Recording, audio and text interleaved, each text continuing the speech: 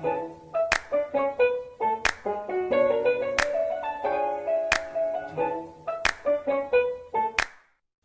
teman-teman semua, pandemi COVID-19 ini mengharuskan kita lebih berhati-hati, menjaga kebersihan dan kesehatan tubuh tentunya. Salah satu cara yang bisa kita lakukan adalah menggunakan masker selama beraktivitas, baik itu di dalam ruang ataupun di luar ruang. Namun seringkali tanpa kita sadari, ternyata penggunaan masker ini memicu berbagai permasalahan kesehatan kulit wajah. Salah satunya adalah membuat wajah kita itu menjadi berjerawat. Hal ini tentunya sangat mengganggu kenyamanan dan penampilan kita. Di sisi lain, kita yang rutin menggunakan skincare pun mungkin bingung bagaimana sih cara mengatasi hal tersebut. Telah hadir bersama kita Dr. Caroline Budiman SPKK, spesialis dermatologi dan venerologi penyakit kulit dan kelamin yang akan mengupas tuntas nih bagaimana sih pemilihan skincare untuk kulit berjerawat akibat pemakaian masker. Kepada Dr. Caroline Budiman SPKK, waktu dan tempat saya sediakan. Baik, selamat siang kepada Dr. Marcel dan semua tim YesDoc yang sudah membantu sampai terselenggaranya acara webinar ini. Topik hari ini adalah penggunaan skincare pada kulit berjerawat karena masker. Slide. Pandemi COVID-19 seperti yang kita ketahui sudah berlangsung lama, bahkan dari bulan Maret sampai sekarang sudah mau akhir tahun, dihitung-hitung sudah hampir 1 tahun. Tentunya sejak pandemi COVID ini merebak, di mana-mana saya rasa di seluruh dunia semua orang akan pakai masker kalau keluar rumah. Bahkan sudah ada peraturannya, kalau keluar rumah harus pakai masker. Tidak kena pakai masker, siap-siap dapat denda. Nah, jadi mau nggak mau, suka nggak suka, ya harus pakai masker. Yang pertama, supaya tidak terkena COVID sebagai perlindungan. Yang kedua, supaya tidak kena denda tentunya. Tapi masker ini tentunya bikin masalah. Yang pertama, yang wajahnya biasa nggak jerawatan, malah jadi jerawatan. Yang kedua, memang dasarnya sudah jerawatan, malah makin parah jerawatannya. Selain itu, karena iritasi masker, gesek-gesek, polusi, belum lagi kalau naik motor atau jalan kaki, wajahnya gatal-gatal, menimbulkan masalah baru akibat pemakaian masker ini. Nggak pakai masker, ya nggak mungkin. Pandemi COVID-nya masih lama, dan belum ada tanda-tanda case-nya akan turun. Jadi mau nggak mau tetap harus pakai masker. Slide. Masker ada 2 macam. Seperti yang kita tahu atau mungkin kita lihat di toko, masker ada yang masker kain maupun masker medis. Masker medis ini yang sekali pakai buang. Kalau masker kain macam-macam bentuknya, mulai dari motif, pemilihan bahan dasar masker kain, sampai harganya pun berbeda-beda. Lalu, gimana sih kita pilih masker yang ideal, yang cocok sama kondisi muka kita? Kalau maskernya tebal, diklaim sama si penjual, maskernya tebal, bagus untuk menyaring kuman, alias ya kalau dipakai aman lah gitu. Tapi apa akibatnya kalau maskernya ketebalan? Yang pertama, kan Indonesia negara iklimnya tropis, pasti berkeringat. Makin tebal masker, ya makin panas. Tentunya makin berkeringat. Makin berkeringat apa yang terjadi? Pori-pori tersumbat. Pori-pori tersumbat, wajahnya lepek, berkeringat. Setelah itu belum lagi yang wajahnya minyakan. Akibatnya ujung-ujungnya jerawatan. Selain itu, masker kalau bahannya tebal, iritasi. Belum lagi maskernya bahannya kasar, baru dipakai 1 jam aja udah gatal-gatal. Nah, itu tambah iritasi lagi. Udah ada iritasi, timbul jerawat. Jadi 2 masalahnya. Yang kedua, tentunya sering kita lihat orang berbondong-bondong, panic buying, beli masker medis, takut kehabisan masker medis. Kalau menurut orang awam nih, masker medis efektivitasnya lebih tinggi dari masker kain. Sekali pakai, buang. Terus praktis, tidak usah dicuci, tidak usah dijemur-jemur, sekali pakai, buang. Kan lebih praktis tuh. Nah, sayangnya beberapa masker medis itu bahannya kasar. Jadi ada yang misalnya kulitnya sensitif, atau tipe kulitnya memang kering atau gampang iritasi, pakai masker kain baru pakai sebentar, pakai masker medis maksudnya baru pakai sebentar yang ada iritasi. Ujung-ujungnya jerawatan juga. Pilih masker yang ideal itu gimana sih sebenarnya? Masker ideal, pilihlah masker yang bahannya lembut. Lembut dalam arti ketika dipakai itu nyaman. Setidaknya kita bisa tahan pakai maskernya kurang lebih 4 jam, ganti. Maskernya bahannya tipis. Cari masker yang bahannya menyerap keringat. Atau misalnya nih, maskernya tipis banget, nggak yakin, ini bisa melindungi dari kuman nggak ya? Boleh kita tambahin selipin tisu di dalam maskernya. Jadi misalnya kalau keringetan gitu, atau dirasa mukanya udah lepek, tisunya dibuang, ganti tisu baru, bisa. Masker yang jelas harus diganti kalau berkeringat. Apalagi kalau pakai masker, kita sambil jalan di Jakarta, rasanya panas, polusi, berkeringat. Nah, masker harus segera diganti. Kalau enggak pun ujung-ujungnya jerawatan. Direkomendasikan setiap 4 jam ganti masker. Ini bukan tanpa alasan. Yang pertama, 4 jam itu perlindungan maksimal masker terhadap si virus COVID. Yang kedua, 4 jam dinilai muka udah lepek, udah keringetan, udah kotor, bagusnya diganti supaya tidak bikin jerawatan ataupun bikin kulit iritasi juga. Kalau kita pakainya masker kain, masker harus dicuci. Masker tidak mungkin tidak dicuci. 4 jam ganti, lalu kita taruh di tempat atau kantong, lalu kita bawa pulang, kita ganti.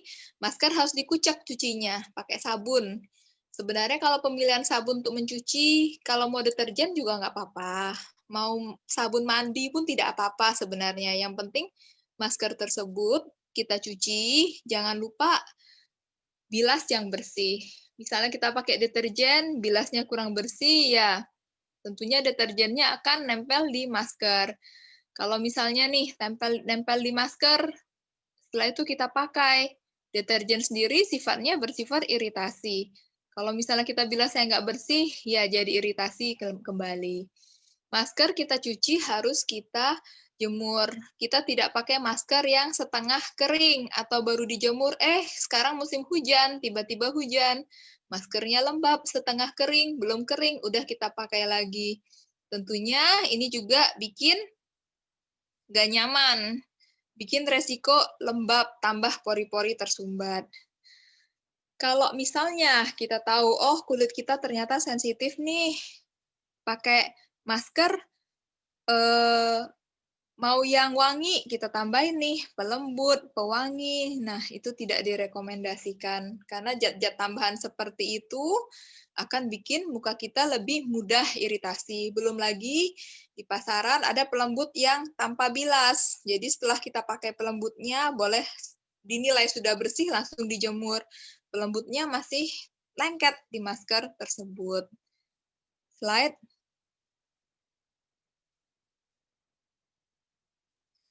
Lalu bagaimana tentang pemilihan skincare nih? Misalnya kita yang biasa kerja di office, atau kerja di luar, atau di jalanan melulu seharian. Tentunya ini merupakan masalah. Pemilihan skincare-nya bagaimana? Yang pertama, kalau mukanya berbakat jerawatan, pakai masker kan nambah parah tuh jerawatnya, terutama di area yang tertutup masker, misalnya pipi, dagu. Kita lihat kalau muka saya misalnya berminyak, bisa pakai asam salisilat, preparat yang mengandung asam salisilat, itu efektif mengeringkan jerawat. Konsentrasinya bervariasi antara 0,5 sampai 2%. Misalkan muka saya berminyak, boleh pakai konsentrasi yang lebih tinggi, 1% misalnya. Tapi kalau kulitnya kering, apalagi sensitif, mulai dengan dosis rendah, misalnya 0,5% dulu. Kenapa? Karena semua obat jerawat itu rata-rata bersifat iritasi. Kalau kulitnya sensitif, tapi kita pakai yang persennya tinggi, siap-siap iritasi dan gatal-gatal. Akibatnya jerawat malah tambah parah. Kapan asam salisilat ini tidak bisa dipakai? Hati-hati jika ada riwayat alergi aspirin, atau di keluarga kita ada riwayat alergi aspirin, tentunya kita harus lebih hati-hati. Kalau dipaksakan juga, jadi reaksi alergi malah jadi merah-merah. Yang kedua, tentunya teman-teman udah sering dengar preparat yang mengandung tea tree oil. Zaman sekarang banyak tuh dijual di pasaran. Bahkan di toko-toko, di mall, di supermarket, banyak itu preparat tea tree oil. Tea tree oil ini sifatnya anti radang. Dia mengeringkan jerawat cepat. Sering dipakai dalam krim atau dalam facial foam, terutama facial foam itu di pasaran, pasti teman-teman sering lihat. Boleh tea tree oil, cuman hati-hati karena ini preparat untuk mengeringkan jerawat, wajahnya sensitif atau wajah kering akan mudah iritasi. Yang ketiga, BPO itu kita biasa singkat BPO, sebenarnya itu namanya benzoyl peroxide. Benzoyl peroxide ini konsentrasinya ada yang 2,5% di pasaran, ada yang 5%. Nah, dia sifatnya iritan, bahkan lebih iritan daripada tea tree oil. Jadi kalau kita aplikasikan di totol, misalnya di jerawat, ya agak ada sensasi perih, kayak ada sensasi terbakar. Kalau wajahnya sensitif, pilihlah yang dosisnya rendah, tapi kalau wajahnya berminyak atau dirasa wajahnya yang tebal, yang kebal, boleh yang dosisnya agak tinggi. Cuman kalau konsentrasinya naik, otomatis efek iritasinya lebih besar. Setelah itu, preparat niacinamide. Niacinamide ini biasa dalam bentuk gel ada di pasaran. Ini aman, bisa dipakai pagi ataupun malam hari. Tapi niacinamide kalau untuk wajah agak sensitif sih cenderung aman ya dibandingkan yang 3 di atas itu. Dia lebih lembut biasanya. Dan dia kelebihannya, selain dia ada efek anti jerawat, ada anti radang, dia juga ada efek mencerahkan, sehingga wajahnya kusam, cerah, terus becak-becak bekas-bekas jerawat pun lebih mudah pudar. Setelah itu preparat retinoid, tentunya sering dengar ini, sering dalam campuran krim malam. Kalau preparat retinoid banyak turunannya. Sekarang udah ada yang bersifat iritan, ada yang untuk kulit sensitif, macam-macam. Yang pasti kalau preparat retinoid itu harus dipakai malam, karena kalau dipakai pagi ya siap-siap gosong, karena dia menyerap sinar matahari, akan bikin hitam.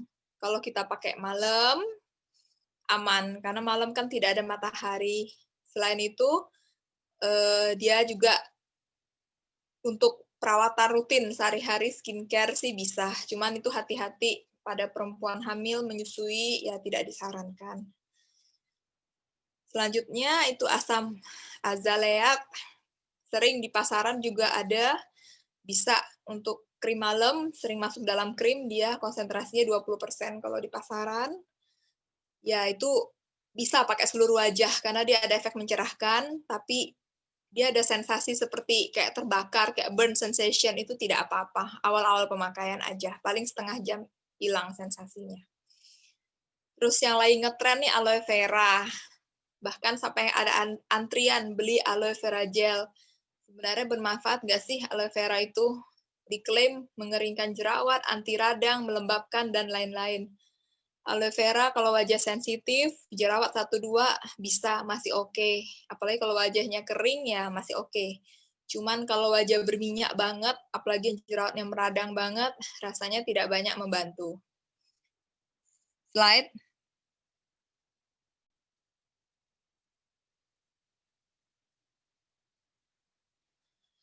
Bagaimana perawatan wajah sehari-hari, terutama untuk yang seharian di office atau seharian di jalanan. Yang pertama, yang nggak kalah penting nih, cuci wajah.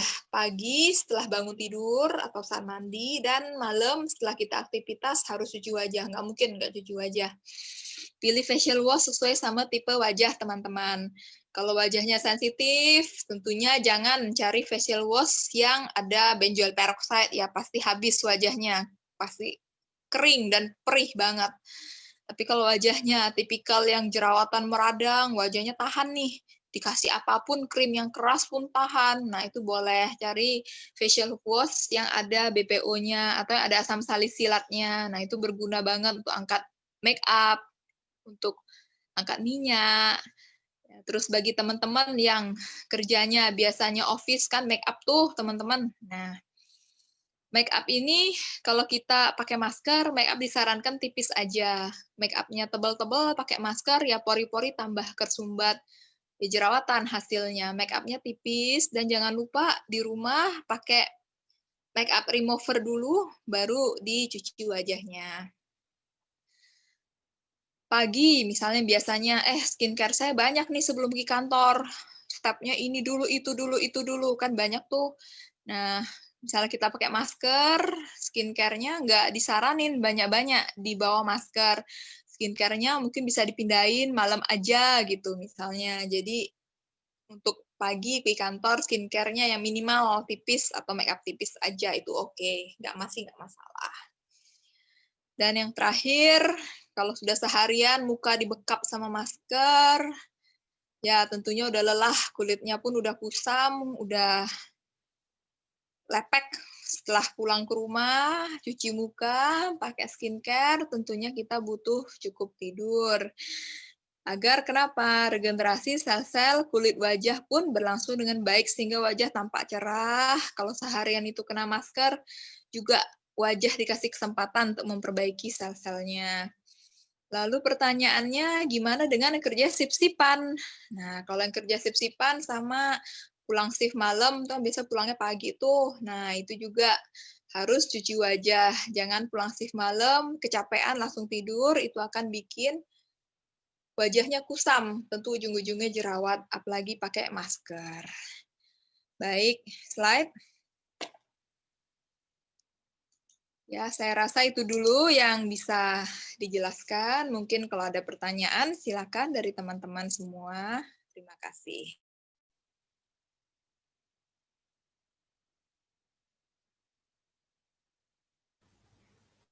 Ya, terima kasih Dr. Caroline. Itu tadi adalah materi ya teman-teman mengenai gimana sih pemilihan skincare yang tepat untuk kulit kita ketika bermasalah nih udah berjerawat karena kita sering kali pakai masker. Nah, next kita akan buka untuk sesi tanya jawab ya. Oke, kita sudah mengantongi beberapa pertanyaan di kolom Q&A. Kita akan bacakan terlebih dahulu. Oke, dari Mbak Karinta Zulkarnain. Dok, mau tanya nih, apa benar kalau nyuci masker itu harus pakai air hangat dulu? Atau langsung pakai air biasa dengan deterjen? Baik, terima kasih kepada teman kita, Karinta Zulkarnain, atas pertanyaannya. Sebenarnya gini, air hangat itu dia lebih ampuh ngangkat minyak. Jadi misalnya nih, maskernya minyakan, kotor, keringatan, tentunya lebih bagus pakai air hangat dulu. Air hangat sifat untuk ngangkat minyaknya lebih kuat daripada air dingin. Tapi kalau maskernya, saya cuman ke kafe doang, ya kalau gitu maskernya langsung cuci pakai air dingin aja, nggak apa-apa. Deterjen boleh, atau kalau misalnya kulitnya agak sensitif, khawatir deterjennya cucinya atau bilasnya takut ada yang tersisa nih, pakai sabun untuk kulit sensitif aja untuk nyuci nggak apa-apa. Cuman gimana pun juga kalau untuk angkat-angkat kuman, ya tentunya deterjen lebih kuat. Intinya gitu saja sih. Terima Iya, kasih. baik dokter. Oke, berarti yang penting memang harus dibilas dengan air yang bersih ya, sampai bersih, Ya, walaupun kita sudah menggunakan deterjen ya, seperti itu. iya betul sekali Pak. Oke, wah ini sudah ada banyak beberapa pertanyaan ya dari peserta kita. Oke, kita akan beralih ke pertanyaan selanjutnya. Dok mau tanya, kalau saya pakai masker N95 untuk sehari-hari, apakah tetap memerlukan lapisan tisu? Baik, kalau N95 itu untuk sehari-hari sebenarnya itu untuk medis ya. Kalau misalnya kita kerja di ruangnya resiko tinggi, atau misalnya dokter A ngerawat pasien COVID atau suspek COVID, tentunya dia pakainya N95. Kalau untuk sehari-hari di kantor, setelah itu pulang ke rumah, rasanya N95 terlalu dia terlalu ngebekap, dia terlalu bikin pori-pori tersumbat dan itu panas. Kalau ditambah dengan tisu lagi, rasanya ya kurang cocok ya. Sudah panas, ditambah lagi, jadi tambah tebal jadinya. Resiko iritasi, resiko kena jerawatnya juga makin besar.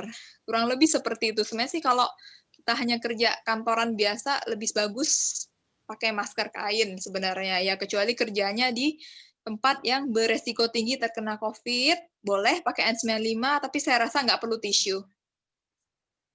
Baik, terima Oke, kasih.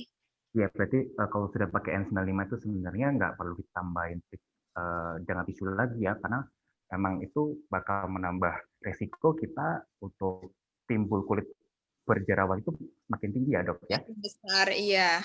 Iya, baik. Oke, kita beralih ke pertanyaan yang selanjutnya. Saya Putri Andina mau bertanya, muka saya kombinasi dan sebelumnya nggak pernah jerawatan. Manakah jenis obat jerawat yang cocok? Baik, muka kombinasi sebelumnya nggak pernah jerawatan. Artinya sejak pandemi COVID ini kena juga jadi korban masker ya. Nah, ini tergantung beratnya jerawat kita. Kalau misalnya parah banget nih, terutama di area yang tertutup masker dan mukanya kombinasi, boleh pakai facial wash yang buat oily skin. Karena buat oily skin itu facial wash-nya dia lebih bisa mengangkat kotoran, mengangkat debu atau mengangkat make up yang tertinggal, tapi dia untuk kulit yang areanya kering pun dia relatif lebih aman, walaupun yang areanya kering itu kadang-kadang bisa agak kering sedikit, tapi itu relatif aman. Pakai aja yang khusus untuk kulit oily boleh. Kalau muka kombinasi sih sebenarnya susah amat juga enggak. Preparat yang mengandung asam salisilat masuk, tuh tentunya teman-teman tahulah di pasaran banyak banget tuh facial foam, bahkan ada yang lagi populer di Instagram, di medsos, iklannya gede-gedean, ada tuh mengandung asam salisilat itu boleh. Terus preparat yang mengandung BPO, misalnya nih obat totol jerawat, saya mau totol nih di jerawat yang nongol supaya cepat cepat kering, boleh. BPO boleh. Terus preparat yang mengandung retinoid pun boleh. Sesuaikan aja sama kondisi mukanya. Sebenarnya kalau ini sih nggak terlalu sulit. Tapi kalau muka kombinasi seperti ini, aloe vera rasanya nggak cocok ya, apalagi aloe vera gel yang lagi nge-booming di pasaran sampai ngantri, itu kurang kurang cocok itu kalau wajah kombinasi. Dia lebih cocok untuk wajah yang agak Oke, sensitif atau kering. Baik. oke, baik. Terima kasih dok. Oke, mungkin kita akan beralih ke pertanyaan selanjutnya ya. Jadi pertanyaan dok, apakah make up remover yang oil base lebih baik daripada yang micellar water? Terima kasih.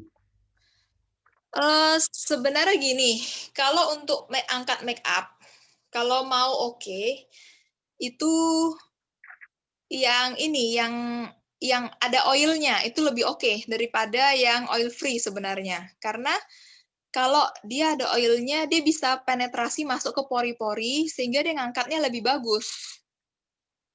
Sebenarnya seperti itu dan sesuaikan aja sama kondisi make up-nya. Kalau make up-nya tebel, tentu butuh yang ngangkat yang make up remover-nya lebih keras, lebih kuat. Kalau sekedar micellar water, make up-nya tebel rasanya nggak mempan. Oke, jadi memang harus menyesuaikan juga dengan make up yang digunakan ya dok ya? Iya, kalau make up-nya tebel, sekedar micellar water ya nggak mempan pasti. Micellar water tuh sebenarnya hanya cocok untuk bedak-bedak tipis, seperti itu. Kalau make up-nya kayak rias pengantin, ya nggak keangkat. Oke, ya kan itu kan cukup tebal ya dok ya. Iya, benar. Oke, ini Baik. pertanyaan terakhir. Oke, apakah sulfur bisa mengeringkan jerawat dengan efektif? Mungkin bisa dijawab dokter Caroline. Iya, baik, benar. Sulfur itu memang udah terkenal sejak zaman Belanda. Dulu udah preparat sulfur itu banyak sekali. Mulai dari untuk gatel, untuk jamur, banyak banget preparat sulfur dari pasaran. Harga pun terjangkau. Sulfur itu nggak mahal. Walaupun agak berbau ya. Benar, sulfur itu bersifat mengeringkan kulit, tentunya jerawat pun kena sama sulfur. Tapi kita harus sesuaikan juga sama kondisi kulit. Kalau kulit kita cenderung sensitif, dulunya saya nggak jerawatan, gara-gara pakai masker aja nih, saya jerawatan. Sebaiknya sulfur enggak. Sulfur tuh lebih cocok yang mukanya oily banget. Kalau yang dulunya kering dan nggak masalah, tiba-tiba jerawatan karena masker, sulfur nggak cocok, itu pasti iritasi. Tapi kalau yang dulu-dulunya udah jerawatan, nah itu sulfur cocok, karena itu kulitnya oily, itu cocok. Kurang lebih seperti itu. Dan sulfur lihat-lihat juga, dia konsentrasinya beda-beda. Bahkan ada salah satu produk di pasaran ini yang dia produknya dalam bentuk sabun, nah itu sulfurnya agak keras itu. Kalau kulitnya sensitif, Hmm, biasa sering beberapa iritasi. Terima kasih. Oke, baik. Well, ini ternyata banyak banget ya teman-teman yang bertanya soal gimana sih perawatan kulit wajah apalagi di masa pandemi seperti ini. Sebenarnya skincare ini kan topik mengenai skincare ini kan cukup cukup umum ya. tidak hanya wanita yang sebenarnya punya concern ke pembahasan soal skincare, tapi dari kaum pria sebenarnya juga pengen tahu lebih banyak nih. Nah, teman-teman yang penasaran dan ingin tahu lebih lanjut gimana sih soal perawatan wajah yang oke, terus apalagi di masa-masa pandemi seperti ini kan lebih challenging ya, seperti itu. Mungkin nanti bisa lanjut berkonsultasi dengan Dokter Caroline. Nah, nanti tim saya akan mengirimkan link untuk langsung bikin appointment dengan Dokter Caroline juga ya. Mungkin Mbak Mita bisa dibantu ya untuk bisa langsung, ya nanti kita akan kirimkan di kolom chat. Oke, agenda selanjutnya mungkin dari tim YesDoc juga akan melakukan demo mengenai aplikasi YesDoc.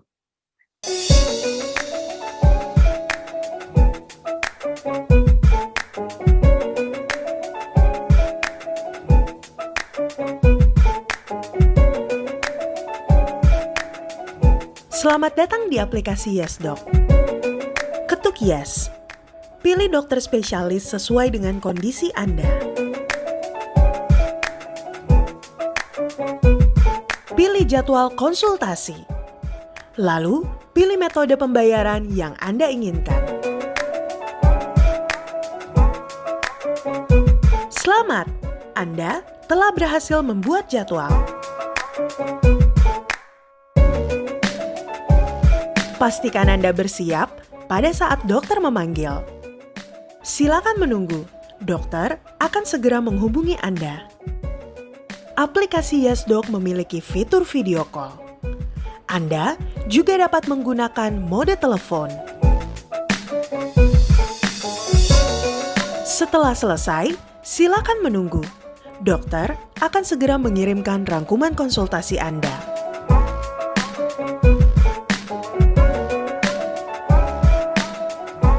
Download YesDoc sekarang juga. Ya, terima kasih Mbak Ayu sudah mendemokan aplikasi YesDoc. Teman-teman bisa download aplikasi YesDoc di Google Play Store dan juga di App Store juga ya. Kita juga akan share di mana sih teman-teman bisa akses bikin appointment langsung dengan Dokter Caroline nantinya dan bisa tanya-tanya lebih lanjut nih soal topik hari ini, atau teman-teman punya permasalahan lain nih soal kulit wajah atau permasalahannya lainnya bisa ditanyakan lebih lanjut. Oke Mbak Mita, dipersilakan. Oke, teman-teman bisa langsung booking jadwal dengan Dr. Caroline Budiman SPKK, baik by link atau di scan barcode-nya. Nanti teman-teman akan diarahkan langsung ke jadwal ya.